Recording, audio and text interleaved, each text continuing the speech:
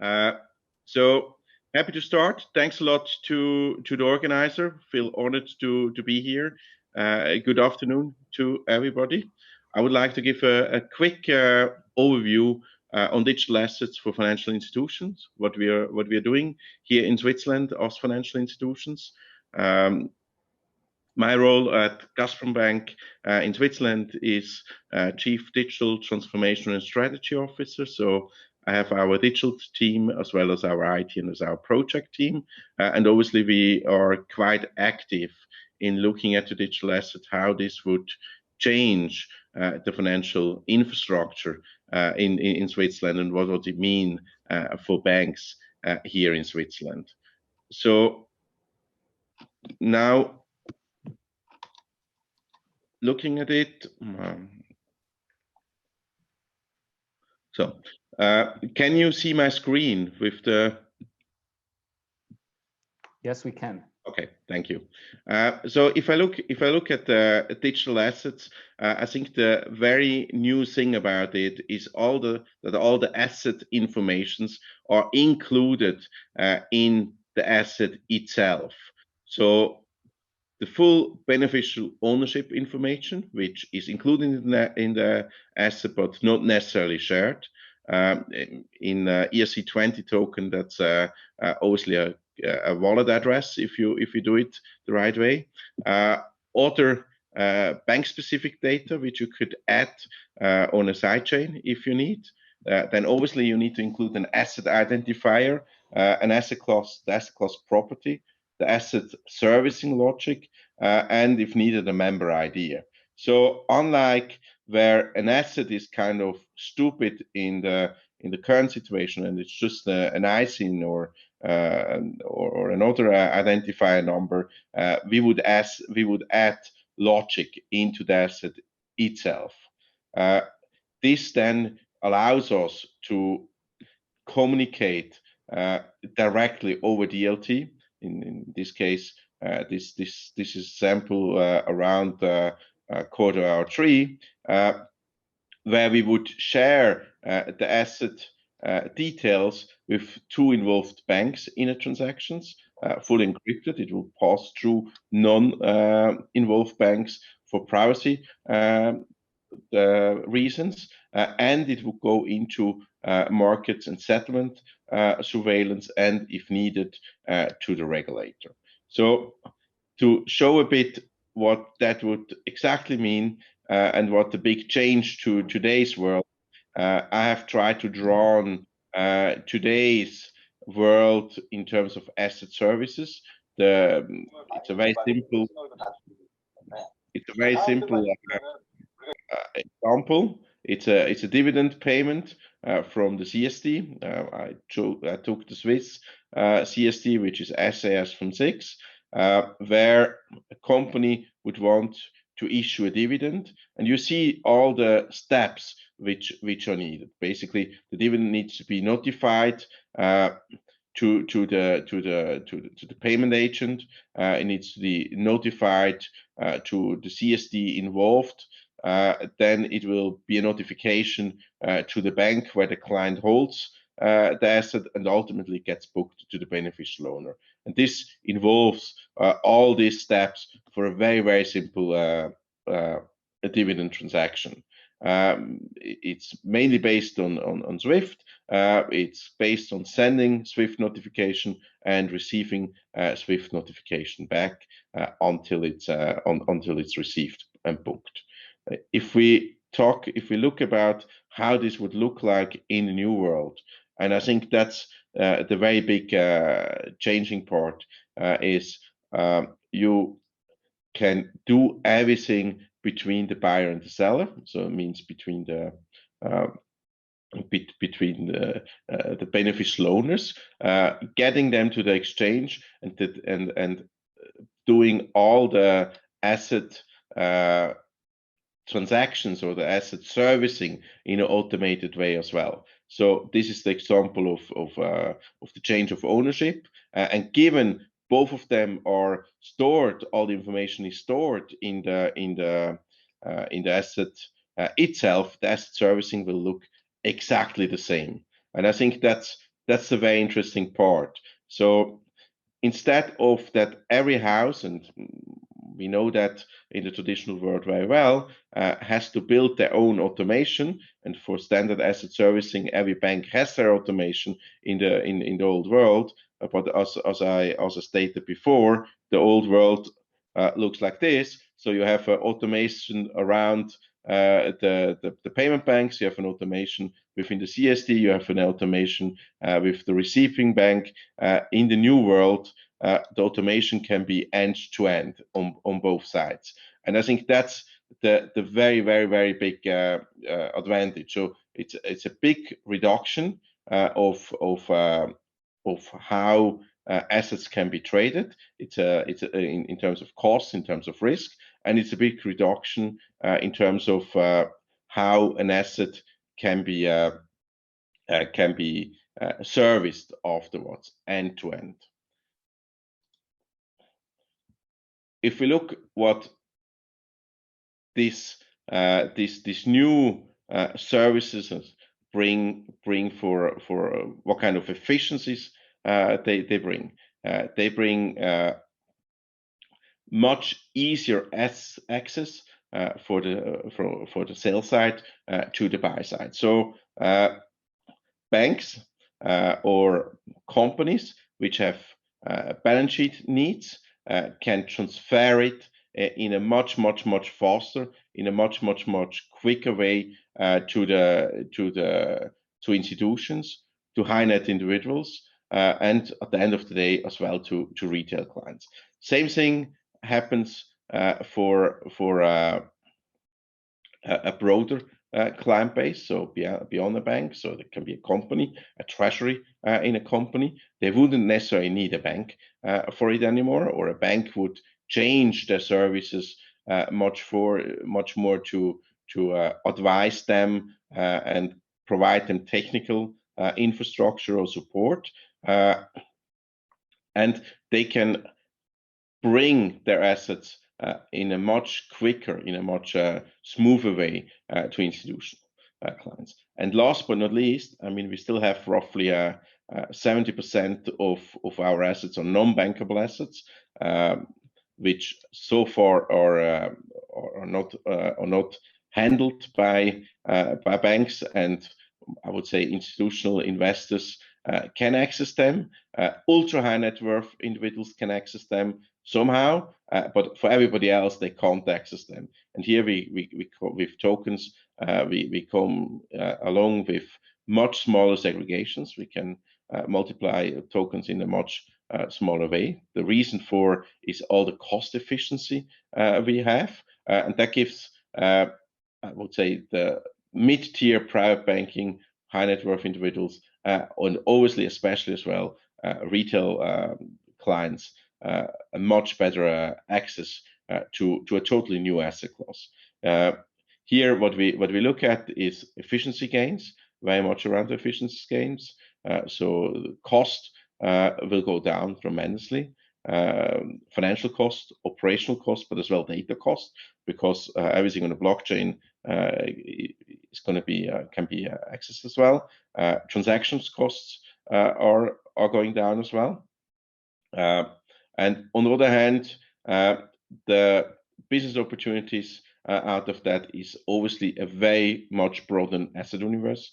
This specifically due to non-banking assets which be added to that. Primary and secondary markets will be established. So far assets which cannot be transacted or transacted only at a very high cost will be able to be transacting much easier. Not saying that the volume will always be much higher. That's obviously a goal, but it's a question of how many buyers and sellers you find. But at least the price for such markets will come down. This allows us to drive private markets in which all of the buy side participant can participate. And last but not least, it gives you an asset. It gives you access to global client access. So while today club deals are typically relatively regional, so you only have usually one set of clients. They're usually a small number of clients, and they're usually ultra high net worth individuals. This kind of investments can be opened down to retail investors if retail investors will be interested into it.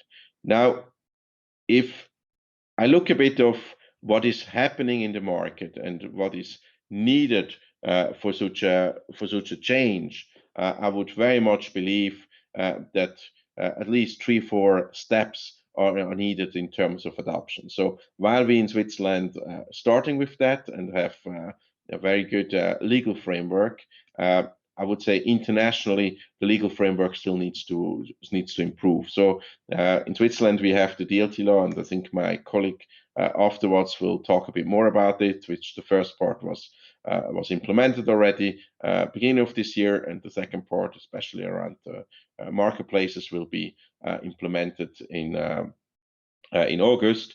So we have clarity how to operate with this kind of new assets.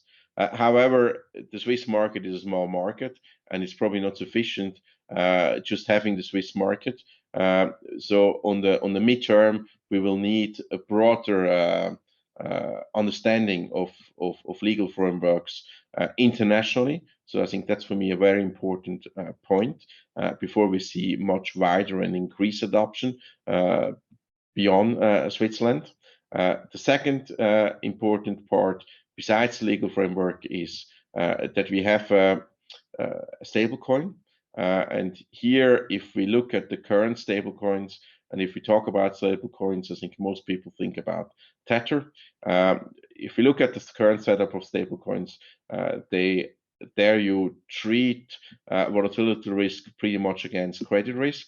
What is needed is a central bank stable coin, or at least a stable coin out of consortium of institutions which link it to some underlinings, which generates very much the reduced volatility.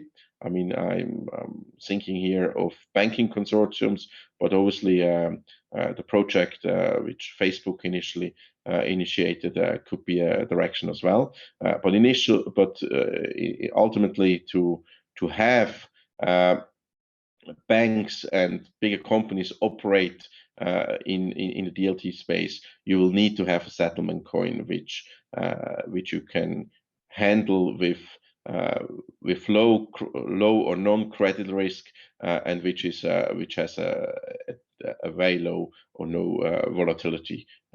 And the last setup is integration into the core banking system. So all the banks have already automation. All the banks have currently core banking systems. So what is needed are better APIs from this core banking system providers to connect to DLTs, to make the entry hurdle for a bank to have automated asset servicing for digital asset much smoother, because short term it's an increase of work, it's an increase of cost, but it's an investment for the future, where I believe cost will come down, and this new cost coming down will drive a lot of new ideas to what extent digital assets can be used. So we see at the moment digital bonds in Switzerland, a couple of digital bonds projects where discussions are between do coupons get streamed instead of paid annually or twice a year, and we see a lot of combinations between traditional assets. So I give an example. We see a combination between a loyalty coin and an equity as an example. So one of the skiing areas in Switzerland has such a coin, where everybody who buys a skiing ticket in their regards becomes a micro shareholder of that skiing region, and with that might get a discount for the next skiing ticket, or can in the future sell this micro holdings to somebody else who would like to collect maybe a bigger holding. So I think here a lot of projects are at the start. There's a lot of interest into it. The cheaper asset servicing allows the more automated asset servicing allows new ways of handling securitization, new projects around that, which I believe it's a mega trend for the financial markets, and something every bank here in Switzerland is at least thinking about and try to get the way around. The more I would say fintech focused banks, they're trying to do prototypes already. With that, I would like to conclude the presentation and happy to answer questions. I'm sorry. Yeah, thank you for your presentation. I have a quick question about the AML situation in Switzerland. In Korea, deadline for the filing of digital asset service provider is coming near. So a lot of the service provider is preparing filing for AML, but that is a very complicated process. So they have a very hard time now. How about in terms of AML regulation? I mean, I think we have very fair AML regulation. Probably the speaker after me, who has a bit more of a legal background, is even better to answer that. But I mean, we have in Switzerland banks, including Gazprom banks, who operate as well in crypto. So here we have very clear guidance how to look at it. So you typically banks cooperate with companies specializing in chain analysis and then look what coins are tinted or not. So now for digital asset, it's probably two stories. The question is it a freely traded ERC20 token, which is allowed to be traded in a public blockchain as well? Then it will follow similar AML guidelines than we have on the crypto part.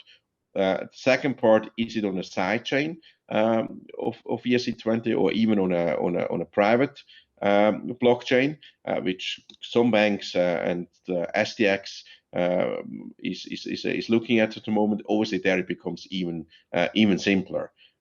So obviously, everything in a private chain needs a bit of more understanding. You need to understand where those shares went through and come through. Typically, this can be solved that it needs some kind of register where you need to get an approval to be able to own the shares at the end of the day. So you need to go through mini AML or KYC in order to get a wallet in a way where then you can enable the shares or can hold the shares.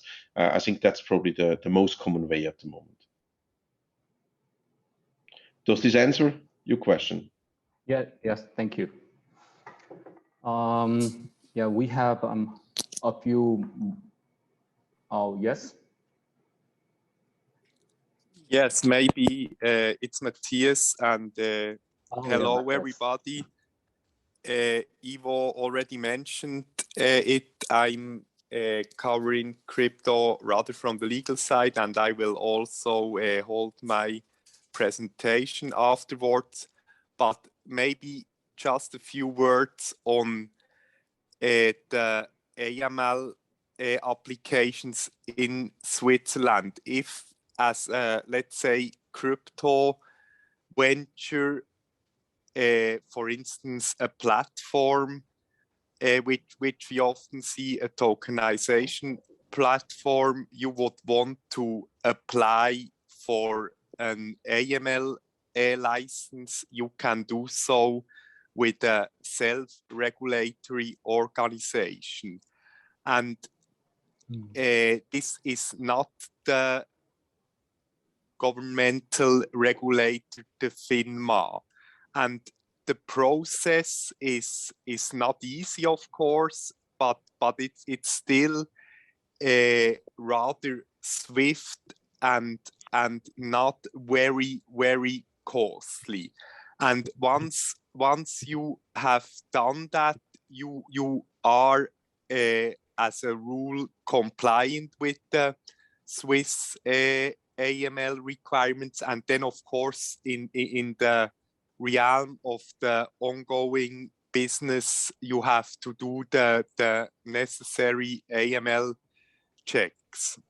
But generally speaking, the process for so to speak being licensed as a service provider, let's say under the Swiss anti-money laundering laws, is not easy, but it's also not, you know, an issue of several years and several 100,000 Swiss francs or so, but rather if you have a good project and all the necessary documents and internal regulations and people in place, such an application can be accomplished within, let's say, 3 to 6 months, and for, you know, 20,000 to 50,000 Swiss francs, and certainly not more. Just to give you a bit an overview of the processes. Yeah, thank you for assuming the Korean company issue the utility token in Switzerland, is my understanding that company doesn't need to have any the license from the Swiss government, but have to abide by AML regulation in Switzerland. That's correct. Yeah, is it right understanding? I think, as you said, if it's a utility token, it's different than if it's a security token. So maybe first of all, Switzerland has come up with some differentiation between different tokens. Now the question is it really a utility token and not a security token? I think there is probably going to be the big question. But for utility token itself, it's much easier to issue it. Typically, companies ask then the regulator for a non-action letter. 제가 한 가지 궁금한 게, 아까 이보가 이제 발표를 하다가 궁금한 게, 아까 이제 스위스 어떤 리조트에 그 디지털 본드 상품이 이제 출시가 돼가지고 그거를 이제 거기에 토큰을 발행을 해가지고 그 토큰을 산 사람한테는 스키 리조트를 사용할 수 있는 뭐 할인권을 주고 그런 얘기를 했거든요. 그래서 그거를 좀 다시 좀 재밌는 케이스이기 때문에 좀 물어보려고 하거든요. So Ivo, you mentioned about this the digital bond product by this company of the ski resort that they are issuing kind of blockchain loyalty vouchers, and then the issue users can buy their token and then they get a discount, and that's a very interesting test. I mean, case. So I mean, would you like to a little bit give us more information and how is it going on? I mean, you know. I mean, since it's just a project I saw from the sideline, I can't comment in detail to how well it went or not. But it was one of the first use cases. It was established. It was traded. It was a live use case, or it is a live use case. It was for sure a marketing push because it went through the media. To what extent it pushes numbers for the company, that's something which was not published. So it's difficult for me to comment on that.